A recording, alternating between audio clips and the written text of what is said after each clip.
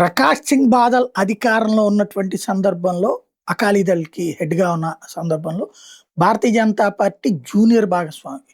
BJP, Akali Dal సుదీర్ఘ కాలం ప్రభుత్వం నడిపింది. తర్వాత వచ్చిన ఆయన వారసులు సుఖ్బీర్ సింగ్ బాదల్ వచ్చేటప్పటికి తాజాగా ఈ కత్తిపోటుకు కూడా గురయ్యాడు నిహంగా సిక్కుల చేతిలో. అతను బీజేపీకి పదే పదే సంకేతాలు ఇస్తున్నాడు.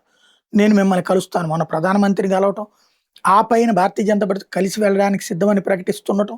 తాజాగా చూస్తే మహిళల రిజర్వేషన్ బిల్లు గాని, నియోజకవర్గ పునర్విభజన బిల్లు గాని తీసుకొస్తే మేము మద్దతు ఇస్తామని చెప్తున్నాడు. వాళ్ళకుంది ముగ్గురు ఏమో ఎంపీలు ఉన్నట్టున్నారు. అంతే.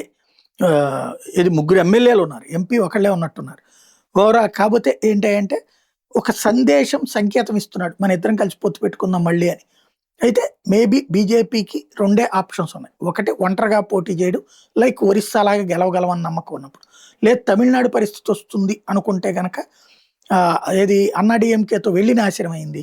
ఇండివిజువల్‌గా చేయటం అవుతదా? లేకపోతే గనక ఏదైతే ఆంధ్రప్రదేశ్ తరహాలో అక్కడ ఎక్కువ సీట్లు ఆళ్ళు తీసుకుని అయితే ఒప్పుకునేందుకు సిద్ధంగా లేదు.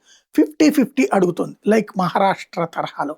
మరి అందుకు వీళ్ళు ఒప్పుకోవడానికి సిద్ధంగా లేరు. ఏం జరుగుతుందో చూడాలి.